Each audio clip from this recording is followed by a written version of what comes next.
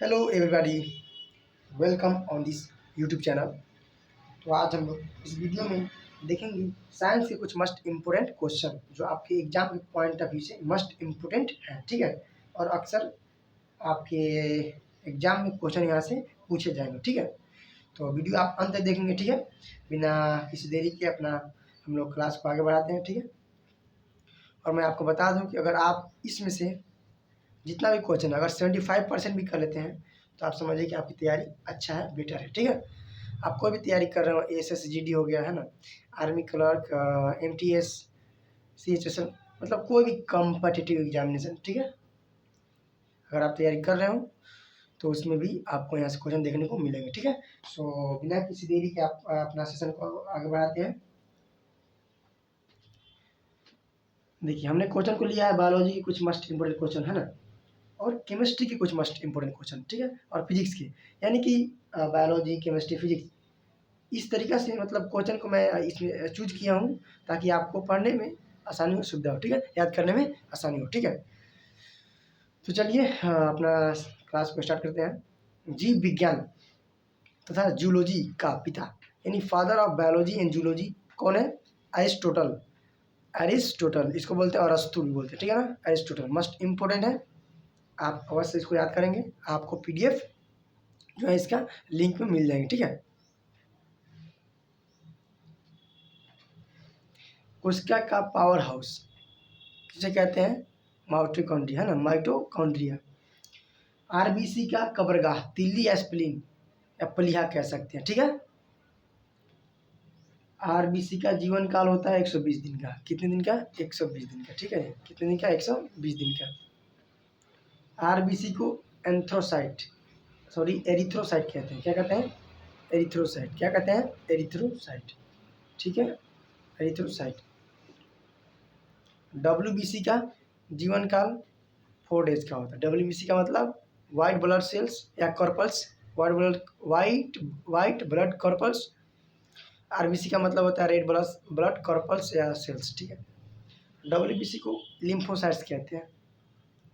जितने भी क्वेश्चन आप देख पा रहे हैं सारे मस्ट इम्पोर्टेंट है, और प्रीवियस ईयर आप कोई भी कॉम्पिटिटिव एग्जामिनेशन का जो क्वेश्चन उठा के देखेंगे तो आपको वहाँ देखने को मिलेंगे। ठीक है, कच्चे रेशम का उत्पादन क्या होता है? सेरिकल्चर, यानी कि मस्ट इम्पोर्टेंट है।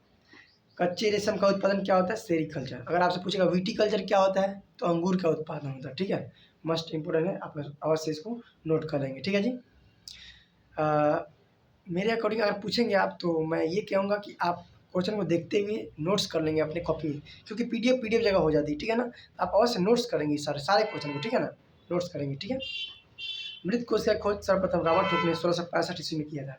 ठीक है, 1665 ईस्वी में। ठीक है, आधुनिक वर्गीकरण का पिता यानी कि मॉडर्न क्लासिफिकेशन का जो फादर है कार्ल लिनियस। कौन है? Karl Linnaeus. आप देख सकते हैं आधुनिक वर्गीकरण का पिता कार्ल लिनियस। कौन है? Karl Linnaeus. ठीक है, यूग्लिना किस जगत में पाया जाता है? प्रोटिस्टा। किस में पाया जाता है? प्रोटिस्टा। यूग्लिना जो है प्रोटिस्टा जगत में पाया जाता है। तो यहीं तक आपका बायोलॉजी का सेक्टर खत्म होती है, और आगे जो है आपका केमिस्ट्री का। ठीक है, मानव, आप देख पा रहे होंगे इधर, मानव शरीर का सामान्य तापमान कितना होता है? 98.6 डिग्री फ़ारेनहाइट या 30 डिग्री सेल्सियस। ठीक है, अगला क्वेश्चन देखिए।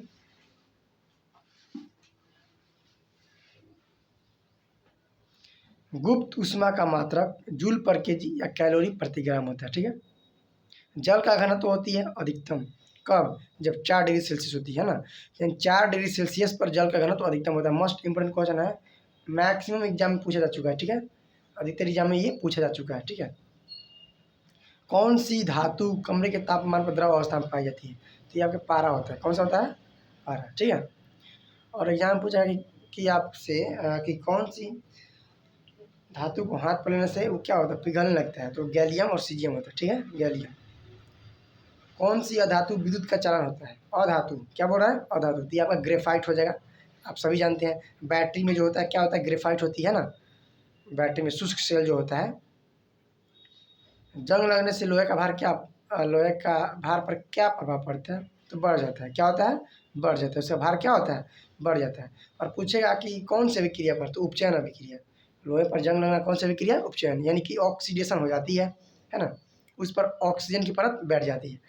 क्लोरोफिल में कौन सा तत्व पाया जाता है? मैग्नीशियम। कौन सा पाया जाता है? मैग्नीशियम। ठीक है, मैग्नीशियम आप देख पा रहे होंगे, मैग्नीशियम। ठीक है। किस तत्व का परमाणु का आकार सबसे छोटा होता है? तो ये आपका हीलियम। किसका होता है? हीलियम। मस्ट इंपोर्टेंट है, आप अवश्य इसको याद रखेंगे। ठीक है, सारा इंपोर्टेंट्स है, जितना भी आया है क्वेश्चन है, जितना भी आप देख पा रहे होंगे, सारा किसी न किसी एग्जाम में पूछे जा चुके। ठीक है ना। किसी धातु को चाकू से आसानी से काटा जा सकता है? सोडियम। किसको? सोडियम को। किस धातु को चाकू से आसानी से काटा जा सकता है? सोडियम को। ठीक है। प्रोटीन की खोज किसने किया? प्रोटॉन की खोज किसने की और कब किया? तो 1920 में रदरफोर्ड ने। 1920 में रदरफोर्ड ने। ठीक है। जब कोई ठोस पदार्थ द्रव अवस्था में परिवर्तित हुए बिना, मैं आगे पढ़ता हूँ क्वेश्चन। जब कोई पदार्थ ठोस जब कोई जब जब जब कोई पदार्थ ठोस पदार्थ द्रव अवस्था में परिवर्तित हुए बिना सीधे गैसीय अवस्था में परिवर्तित हो जाता है, तो इसे कहते हैं, यानी ये कौन सी प्रक्रिया होती है? तो इसको ऊर्ध्वपातन कहते हैं। क्या कहते हैं इसको? ऊर्ध्वपातन या सब्लिमेशन होता है। क्या होता है? सब्लिमेशन, यानी सीधे सॉलिड से गैस में चेंज हो जाएगा, जैसे कि कपूर होता है। ठीक है। चलिए अगला क्वेश्चन देखते हैं।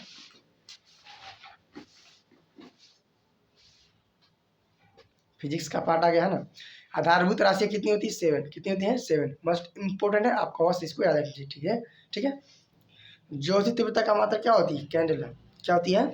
कैंडेला। ठीक है, कैंडेला। ठोस कोण का मात्रक होती है? एस्टोरेडियन। क्या होती है? एस्टोरेडियन, है ना, एस्टोरेडियन। 1 माइक्रो कितने मीटर के बराबर है? 10⁻⁻6 मीटर। 10⁻⁻6 मीटर। ठीक है। बल का सीजी मात्रक डाइन होता है। क्या होता है? डाइन। क्या होता है? डाइन। बल का अन्य ऐसा मात्रक क्या होती है? न्यूटन। क्या होती है? न्यूटन। प्रकाश वर्ष किसका मात्रक है? दूरी का। किसका है? दूरी का। मस्ट मस्ट मस्ट इंपोर्टेंट, सारा इंपोर्टेंट है। मैं जो ज़्यादा इंपोर्टेंट मैं इसको ये साइन लगा दे रहा हूँ। ठीक है। 1 पार्सेक कितनी लाइट ईयर के बराबर है? 1 पार्सेक 3.26 लाइट ईयर के बराबर है। मस्ट इंपोर्टेंट है। ठीक है, याद करेंगे आप। 1 पार्सेक बराबर कितना होता है? 3.08 इंटू 10⁻⁶ मीटर। ठीक है, 3.08 इंटू 10⁻⁶ मीटर। ठीक है। 1 AU यानी 1 एस्ट्रोनॉमिकल यूनिट बराबर क्या होती है? 1.496 इंटू 10⁻13 मीटर। ठीक है जी। 1 लाइट ईयर बराबर 9.46 इंटू 10⁻15 मीटर। ठीक है ना, 15 मीटर। किलोमीटर में पूछेगा तो यहाँ आपका इसमें क्या हो जाएगा? इसमें हो जाएगा आपका 13, यानी क्या कर देंगे हम? 1000 से डिवाइड कर देंगे, ये आपका 11 हो जाएगा, है ना। डिवाइड करेंगे तो ये कितना हो जाएगा आपका? ये 13 हो जाएगी। बाकी आप अवश्य आप इसको देख लेंगे। ठीक है। आवृत्ति की मात्रक प्रति सेकेंड या हर्ट होती है। क्या होती है? प्रति सेकेंड या हर्ट। आप अगर यहाँ लिखना चाहेंगे तो 1 हर्ट बराबर 1 पर सेकेंड हो जाएगी। ठीक है ना। ओके। कोणीय वेग की विमा क्या होती है? कोणीय वेग या प्लांक नियतांक। ठीक है ना, इसको बोलते हैं प्लांक नियतांक। दोनों सेम होता है, प्लांक नियतांक। मस्ट इंपोर्टेंट है। ठीक है ना, दोनों की विमा क्या होती है? सेम होती है, प्लांक नियतांक या तो कोणीय वेग। ठीक है। आपका ml इसका T-1 होती है। ठीक है। उच्च तापमान मापने के लिए किस यंत्र का प्रयोग करते हैं? तो पायरोमीटर। क्या करते हैं? पायरोमीटर। मस्ट मस्ट इंपोर्टेंट है। ठीक है ना। तो इसी के साथ हम लोग का ये सेशन समाप्त होती है। इसी तरह हम लोग बहुत सारे जितना भी साइंस के कुछ इंपॉर्टेंट क्वेश्चन बनेंगे हम लोग देखेंगे अगले वीडियो में। ठीक है ना। और इसी तरह का सुंदर सा खूबसूरत सा वीडियो पाने के लिए आप मेरे चैनल को सब्सक्राइब करें, लाइक करें और अपने फ्रेंड्स के साथ शेयर करें जो आपको आपके संपर्क में है और जो कंपटीशन की तैयारी कर रहे हो। ठीक है। सो मैंने आपका ज़्यादा समय भी नहीं लिया। ठीक है ना, कम समय में ज़्यादा कंटेंट। ठीक है, cream content. So thanks for watching video. Have a nice day. Bye bye.